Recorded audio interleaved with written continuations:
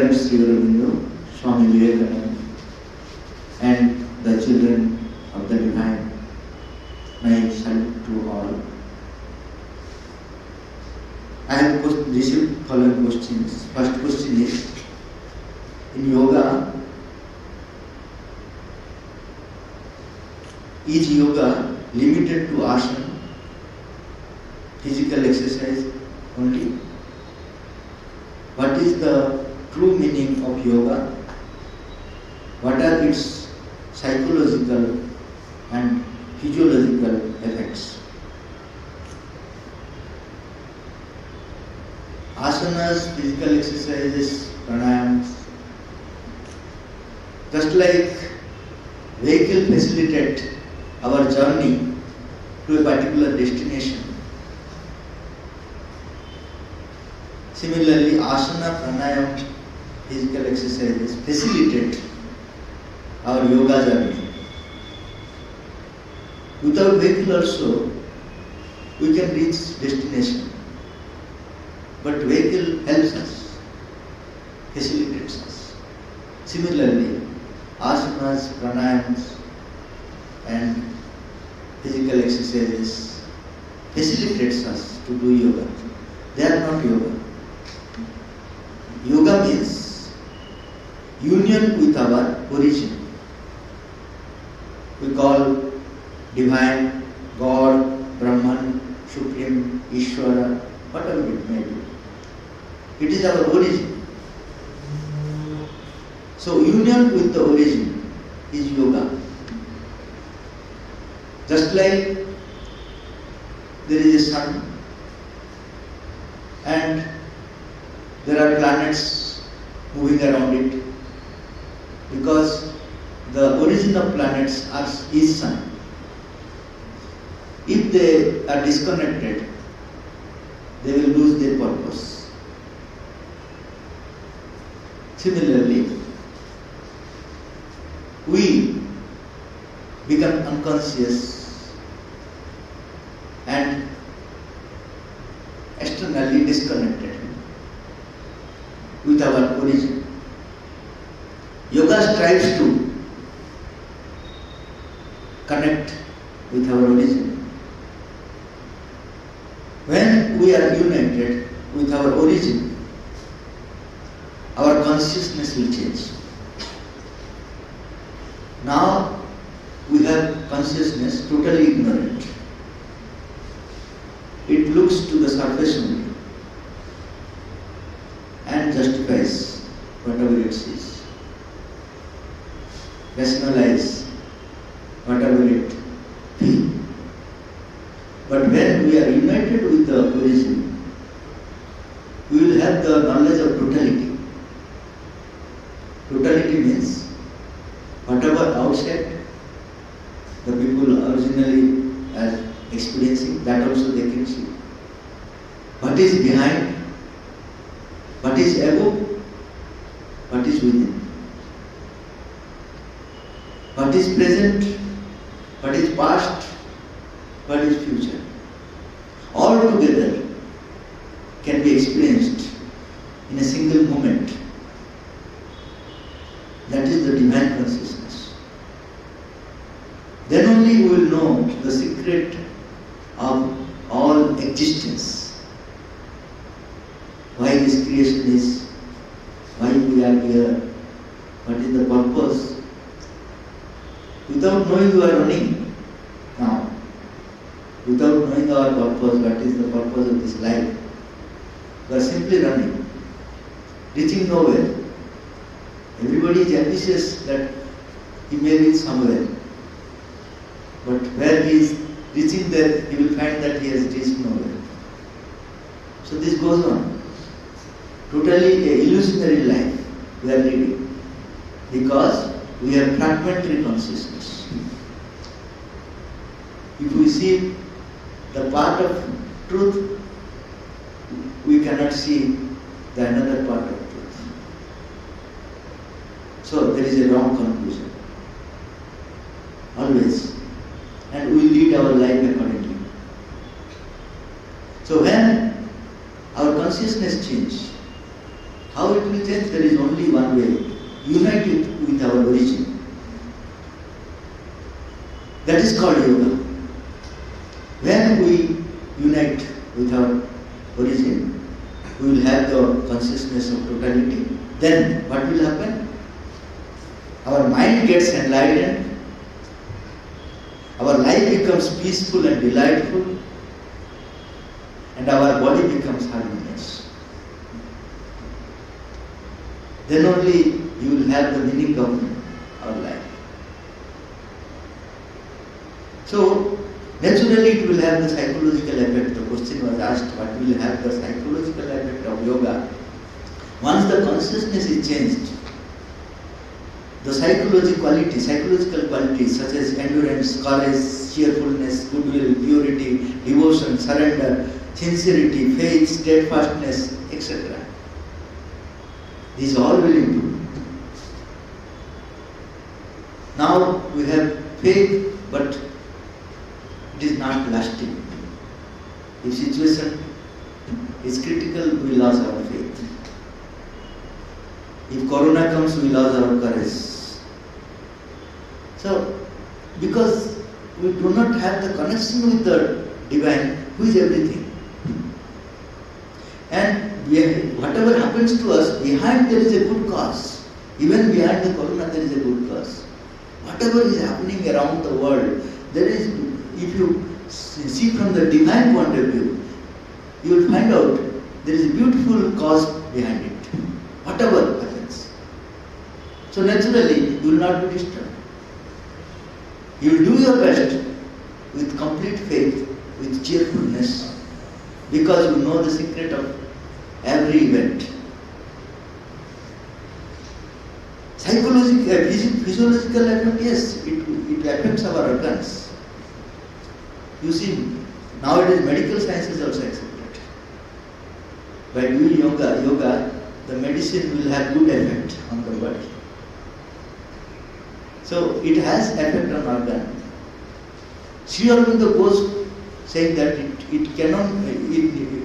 is not only affecting our organs, healthy, making it healthy. Aurobindo says that it will change our body into divine body.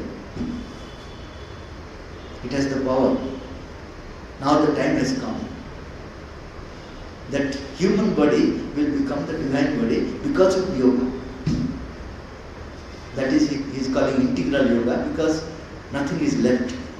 All parts will be unified with divine consciousness. So, yoga has a physiological effect not only on the organs to make it healthy, it will transform total body and it become a divine body. The time has come now. Till now it has not happened, because for everything there is a time. We have reached to a particular point of evolution where human body will become the divine body. So this is the first question, the answer to the first question. Next question is, how is spiritual life different from ordinary life? What are the practices that need to be followed to lead a spiritual life? We have evolved from animal. So naturally we have animal nature. And living with the animal nature is ordinary life. Simple definition.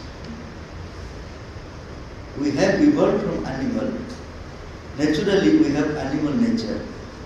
And living with animal nature is ordinary life. We need not make any effort to live animal life because it is already with us. But our origin is divine. So divine nature is also in us, but in the seed form. To germinate the possibilities of the divine nature is yoga. That is spiritual life. For spiritual life, we have to make effort, sadhana. For ordinary life, you need not. In between ordinary life and spiritual life, there are two more lives. One is ethical, another is religious. What is ethical? We have animal nature, but we want to regulate through certain laws and regulations. Government has regulated. Though we have a desire to do something, we cannot. Police system is there. We cannot. So this is the ethical system, regulates our animal nature to manage the society. Similarly, there is a religious life. Religious life is also regulated in the name of divine. Divine wants this. You have to wake up because divine wants. You have to do these things because you have to, if you want to satisfy the divine, if you want mukti, you have to do because these are the rules and regulations. It is not imposed by the society or by the government. It is imposed by the religious feeling within us. So these are the life, ordinary life, who is totally regulated by his impulse, animal impulse. When mind regulates, that there are those two lives come, that is, one is ethical and another is religious. In case of religious, it is directed towards the divine. Though he is leading ordinary life, but it is regulated through the feeling that divine will, I will satisfy as far as possible to the divine by following what he wants. Then spiritual life is when divine nature within you comes forward. Mind is also not regulating that nature. It is higher than the mind. So when that comes forward and lead your life, that is called spiritual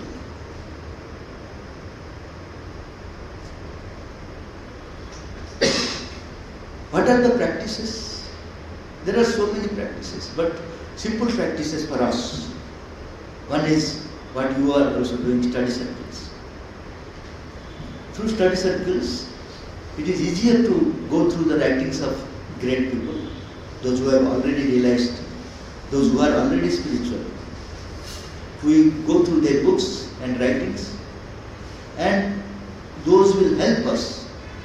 These things will inspire us to awake our soul from within. So these study circles should be regularly done with sincerity. And second point is doing some unselfish and unegoistic work every day. Otherwise, you will not understand any you will not experience any spiritual truths, because you are bound with your own animal nature, selfishness and ego nature. You will not be able to realize the deeper truth of anything unless and until you overcome your selfishness and ego. So how you will overcome? Try to do any work where you have no benefit. Why you do? Just do for the sake of joy. Niskama karma. There is greater joy in niskama karma. So that you have to do every day. At least 1 hour you can do. Out of 24 hours, 1 hour you can do this unselfish and unegoistic work. 23 hours you are doing for your selfish, ambitious work and whatever. At least 1 hour, it will make you much.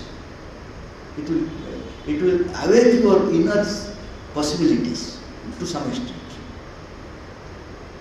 Then third is concentrating in the heart to feel the soul within. There is another thing in us. We have body, we have mind, we have life. These three we experience. But there is another thing which is in us.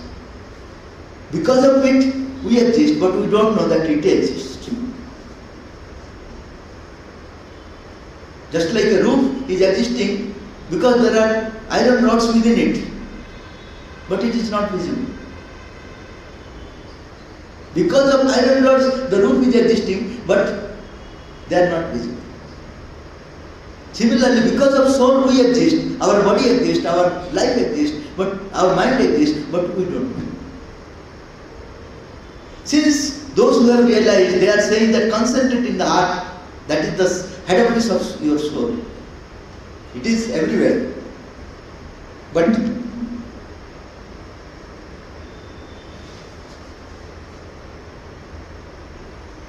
you will experience the deeper presence of the soul within your heart. So every day, concentrate in the heart to feel the soul within. Then the last is very difficult. Live according to the inspiration from the soul within. Whatever you are getting inspiration from your soul, try to apply in your life. That will contradict your ordinary life. Ordinary life is behind success, career, money, is it not? But soul will say something other than these three. What mind accepts, soul rejects. What soul accepts, mind rejects. So it is very difficult to apply the inspiration of soul in our practical life. Still, if we try, slowly you will be capable to apply in your day-to-day life. Then soul will come forward, real spiritual life will commence. That is the way we can all practice.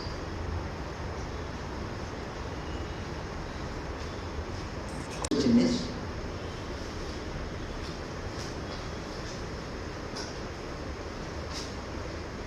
both Swami Vivekananda and Sri Aurobindo are great yogis. How is Sri Aurobindo's work different from that of Swami Vivekananda? They are closely related. While Sri Aurobindo was in Alipur jail, Swami Vivekananda instructed the new path.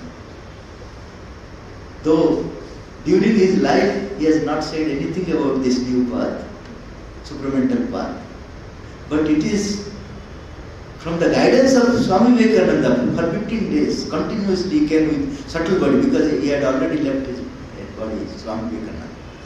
He guided Sri Aurobindo, and Sri Aurobindo materialized that. That is what called Sri Aurobindo's yoga, supramental yoga, or yoga of perfection, whatever it is. They are closely related. So I never dare to distinguish them. I never feel that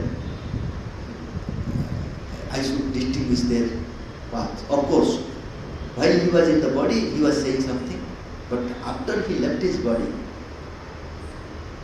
what he said to Sri Aurobindo is totally a new path. That is the yoga of transformation.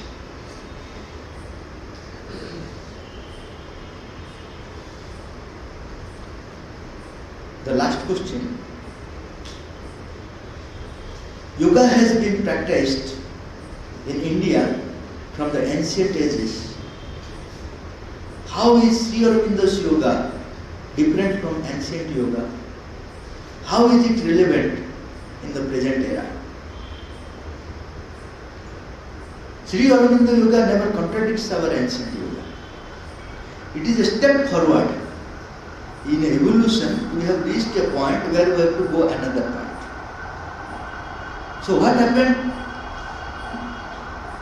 In the ancient yoga, they realized that body cannot hold the divine experience more than 21 days. Continual experience, if you want to remain in samadhi, Ramakrishna Paramahansa also said that maximum you can hold the divine experience only for 21 days. That is why those who wanted a continuous divine presence, they had to live body. that is in subtle world, that is Saketa, Golok, Vaikuntha, etc. Because they found that body is not capable to hold the experience, the divine experience permanently. Maximum 21 days. Sri Aurobindo made a research here. That what Swami Vivekananda told about supramental, through that force he has experimented. He found that this body can be transformed with the supramental force, and it has the power to maintain the divine experience permanently. But this body is not capable, it has to be transformed. That is what Sri Aurobindo Yoga. To go beyond humanity and become a divine human, that is supramental, he has called a supramental being, which is next race which is coming to humanity. Just like after monkey, man has come. After man, there will be supramental Superman, who will not come from other worlds. Those men who aspire to go beyond themselves, they will become the supramental. That yoga is called Sri Aurobindo Yoga. This is not contradicting our ancient yoga. It is the next step to the ancient yoga. These are the answers I have given. If any questions you have, you can ask.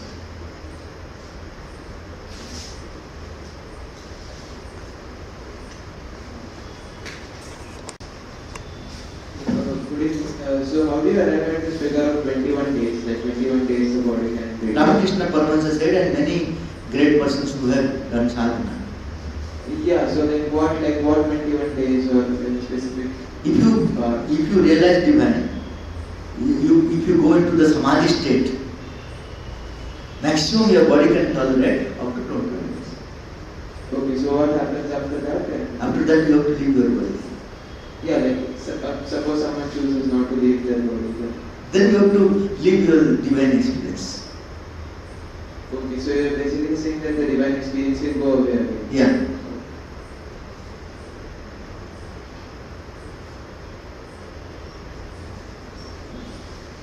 What is the necessity of having divine body? Because everybody wants Satchidananda, means truthful life, conscious life, and Ananda, delight. These three will become natural in the divine body. Everybody wants, knowingly or unknowingly. You said for practicing spirituality, three things required, like reading scriptures, books, and then Nishkama. It is general, not exclusively for all. You may be a vibhuti, you can start by your own. But in general, those common people, for them these are the rules suggested. And you said third point is meditation on heart, and from heart, soul, some information will come. What kind of information can come from soul? You will experience many vibrations, many colors, many instructions, many voices also. So many things will come. So how will means why will I take those things as real? Why do I take these things as No, if you are sincere, then you will, just like when I say, what is the color of this bottle? White, isn't it? So how you know? Your conviction is so strong. If I say no, it is black, you will say no, it is white. But how you could know? Because your experience is so deep-rooted. Similarly, when you go with it with sincerity, that experience itself will convince you. That itself has the proof by itself. It don't require external proof. It is self-evident. So I have one more question. You said everything happens for a good reason. So then whatever happening is for good reason. So why do then have to strive for having divine body, to Yeah. strive for Because good reason for our present state.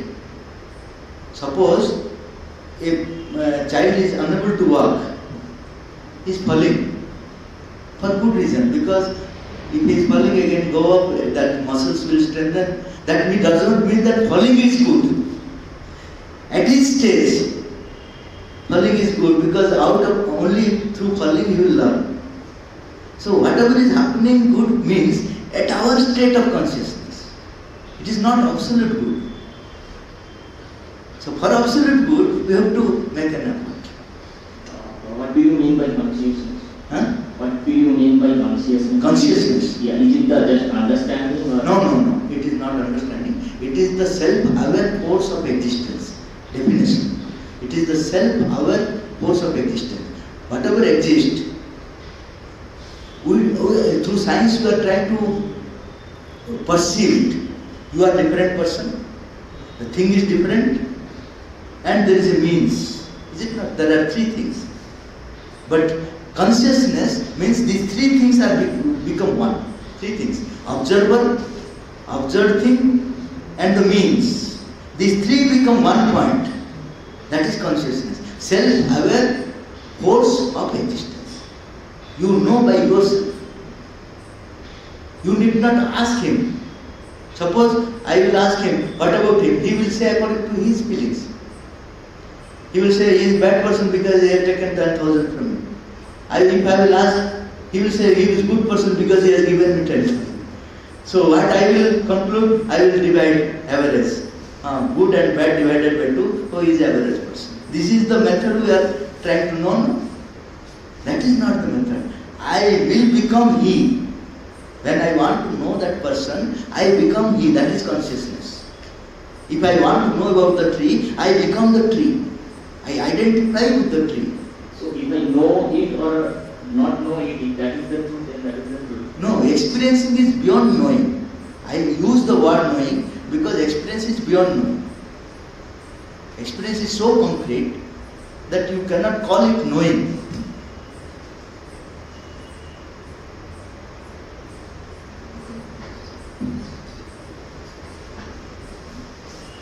Hello.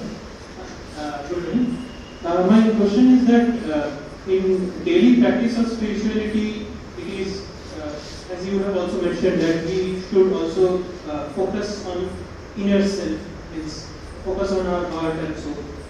So, how to meditate upon something which means we don't know completely, right? So, how to meditate upon that? Simply imagining. By imagining. Simply imagining. Just like you are doing algebra. You don't know about x, the real value. You are starting with x. Let it be x.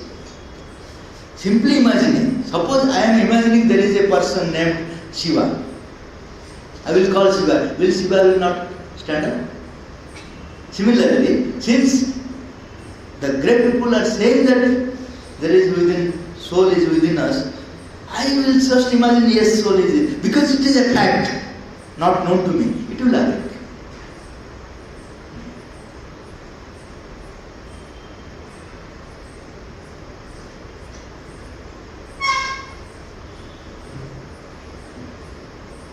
Thank you for the talk. So I have a doubt here. Suppose we have to self-realize ourselves. So we have to do sadhana. In sadhana, as I said, there are 4 steps. Nishkama karma and all. So all the great people like Buddha or Vivekananda and all have said that nothing should be in extreme. So nothing should be done in extreme. Extreme. Yes, extreme. Everything should be done in moderation. I don't understand what you say. Like It should be done in extreme. Extreme. Extreme. Achha, it should not be done in extreme. extreme. Achha. So everything should be done in moderation. I mean, Gautam Buddha also had a story where initially he practices these things in extreme, and then he suggests that nothing should be in extreme and it should be moderation. No, So- it depends upon the your power of aspiration. If you are totally born with aspiration, just like Prahlada, he has gone to extreme. The Dhruva, Dhruva. He has gone to extreme, but it is not recommended to all. Sorry, I was not able to articulate it properly probably. So what I am saying is sadhana when we are doing, how to bound ourselves within limits. Like initial stages we should not be subjecting ourselves to extreme measures. So how do we subject a limit on ourselves? No, you need not limit that. Your limitation will limit you. You aspire for more, but what will happen? The situations, the conditions, your inner things will limit you according to your capacity. If you try to limit, you don't know what you might have the greater possibility. You have limited yourself lower than the capacity. So always you aspire for more, but the situation will compel you to remain where you are. So in such a situation, would it be good to oppose the situation and force ourselves to the sadhana? That depends.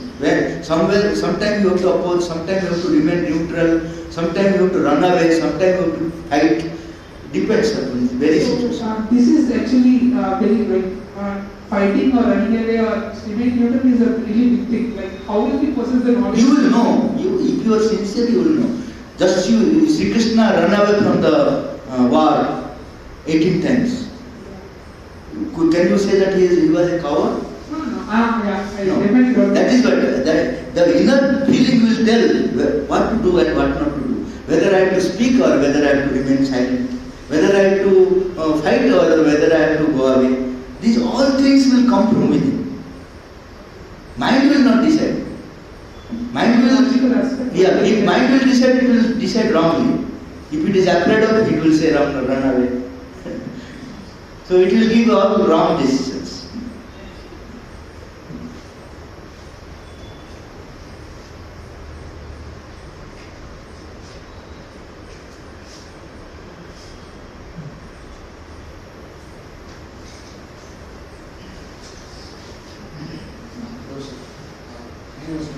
My question was, yogi create the path of yoga to realization. Is it a very strongly an experiential path? That is, whatever path one or whatever experiences one individual has, will it or will it necessarily be similar to someone else? No. So it will be very different. It will be different. But there is a commonality. Though there will be different experiences, there will be commonality. Everybody will say truth is like this. From where you are seeing, it will vary. Suppose I am looking at sun in the morning hour. It will be different when you see in the noon hour. So, but the same sun you are seeing. So, according to your consciousness, you will experience differently. Okay. So if that is the case, the follow-up question is, if the start and the destination are common, destination is common, definitely. If the paths are different, how does a person or the sadhaka evaluate themselves? He will have to experience all the methods. Slowly he will recognize his Swadharma. He has to go through all the things. And slowly he will recognize what is his Swadharma.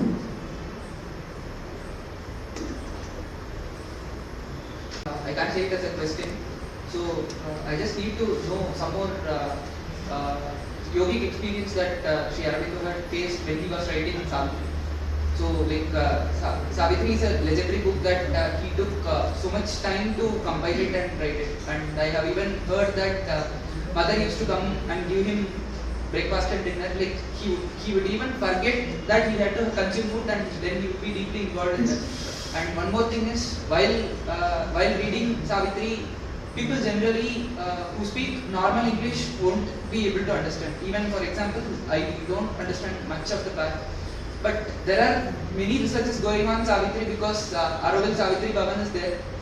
So they even do intense work on Savitri. So maybe can you just share a few words on the yogic experience faced by or experienced by Swami Aurobindo when he was compiling and writing that book? That is, he has written that I have passed through all experiences, from higher mind to illumined mind. Then intuitive mind, then overmind, then supermind. All experiences has gone through. For us, they are only theories. So how can I will explain about his experiences? He has passed all the experiences and revised his Savitri many times because he has written from higher mind. Then again he rewrote the same thing from illumined mind. From illumined mind again he rewrote from the intuitive mind. From intuitive mind he rewrote from over mind, from super mind. So he has revised Savitri many times.